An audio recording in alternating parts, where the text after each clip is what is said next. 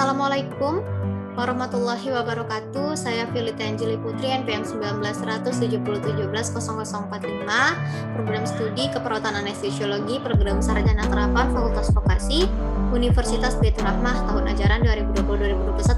Nah, pada kali ini kita akan membahas materi tentang sistem bilangan komputer. Apa itu sistem bilangan?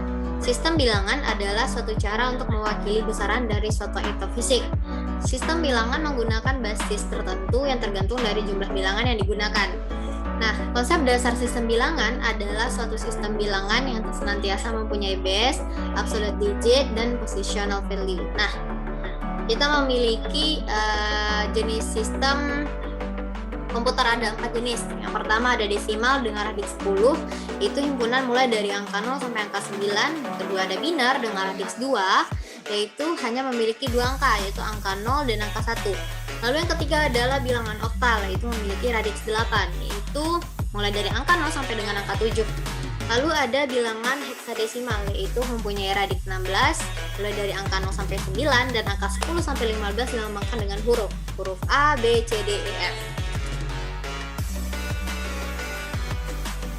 Nah, di sini ada contoh angka desimal, yaitu 10.932.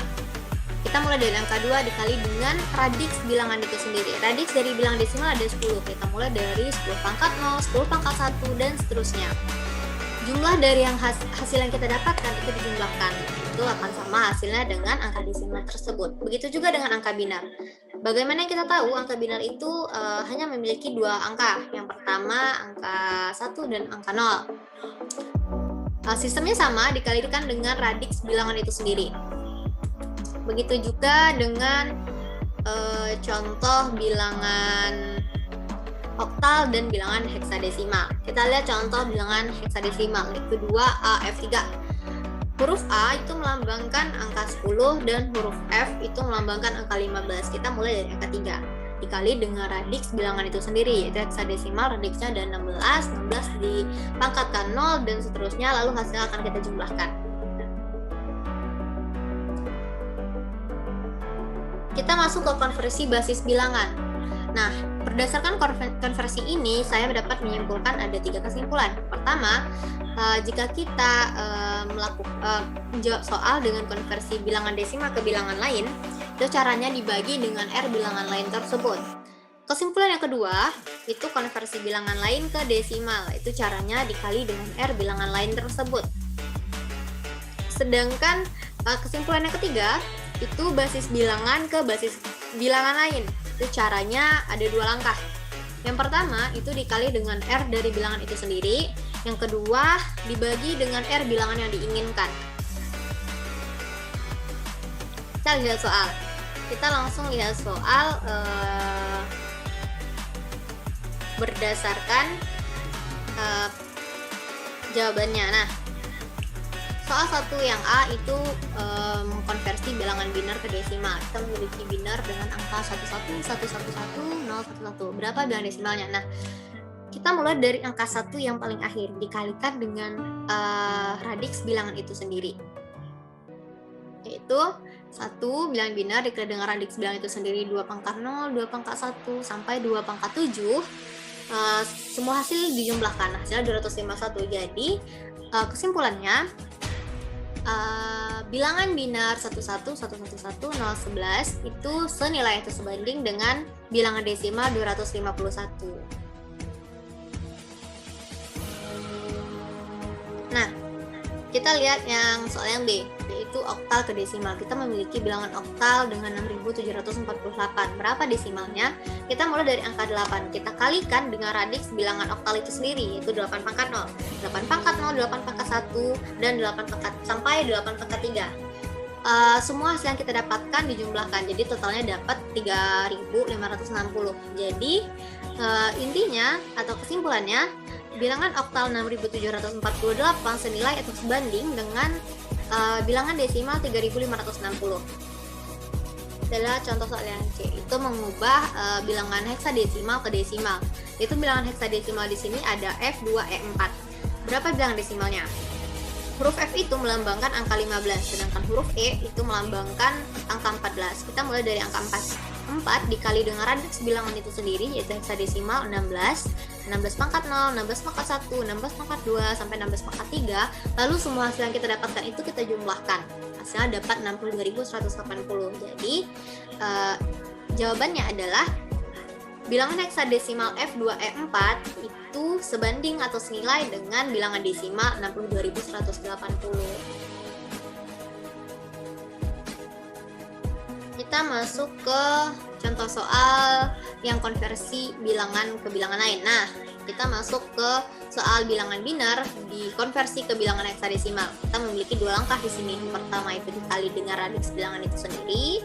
Lalu langkah kedua itu dibagi dengan radiks bilangan yang kita inginkan. Nah, kita mempunyai bilangan biner di sini 101.111. Kita kali dulu dengan radiks dari bilangan biner itu sendiri, mulai dari 2 pangkat 0 sampai 2 pangkat 5. Hasil yang tadi kita jumlahkan sama dengan cara yang telah saya jabarkan di atas. Lalu hasil yang ini kita bagi dengan radiks bilangan heksadesimal atau bilangan yang diinginkan. Radiks dari heksadesimal ini adalah 16, jadi 47 dibagi 16 dapat 2, sisa 15. Lalu 2 dibagi 16 sama dengan 0, sisanya 2. Nah, jadi 15 ini dijadikan huruf F karena huruf F melambangkan angka dari 15 dan hasil akhirnya dapat 2F. Kita masuk ke soal 2B, yaitu mengkonversi bilangan heksadesimal ke biner. Di sini ada bilangan heksadesimal 5DF, beberapa bilangan binernya. Nah, 5DF. Huruf D ini melambangkan angka 13, sedangkan huruf F melambangkan angka 15. Kita mulai dari angka 15. 15 dikali dengan radiks bilangan heksadesimal itu sendiri, mulai dari 16 pangkat 0 sampai 16 pangkat 2. Nah, jumlah ini semua hasil yang kita dapatkan akan dijumlahkan menjadi totalnya 1503. Nah, lalu 1503 ini dibagi dengan radiks bilangan biner atau bilangan yang diinginkan. Itu 1503 dibagi 2 dapat 751, sisa 1. Begitu seterusnya. Nah, ingat kalau kita menjadikan suatu bilangan ke bilangan biner hanya memiliki dua lambang angka, yaitu angka 0 dan angka 1. Setelah kita dapatkan, kita urutkan dari yang paling bawah, yaitu 1 0 1 1 1 0 1 1 1 1 1. Oke. Selanjutnya kita masuk ke soal yang 2C. Di 2C ini ada konversi bilangan dari bilangan oktav ke heksadesimal, yaitu 4263. Berapa heksadesimalnya? Nah, kita mulai dari angka yang terakhir dulu nih, yaitu angka 3. 3 dikali dengan radiks bilangan oktav 8 pangkat 0, 8 pangkat 1 sampai 8 pangkat 3. Semua hasil yang kita dapatkan kita jumlahkan, yaitu kita dapat hasil 2227. 2227 ini dibagi lagi dengan radiks bilangan yang diinginkan. Di sini bilangan yang diinginkan adalah bilangan heksadesimal. Kita bagi lagi nih jadi 16 sampai sisanya itu tidak dapat dibagi lagi. Lalu kita mendapat angka 8, 11, dan 3. Kita tetap urut dari bawah. 8, 11, 3. 11 ini melambangkan huruf B ya. Nah, jadi kita dapat hasilnya adalah 8B3. Nah, terima kasih. Hanya itu yang dapat saya jelaskan pada materi kali ini. Jika terdapat kesalahan kata, saya mohon maaf. Sampai bertemu di kesempatan selanjutnya. Bye-bye. Assalamualaikum warahmatullahi wabarakatuh.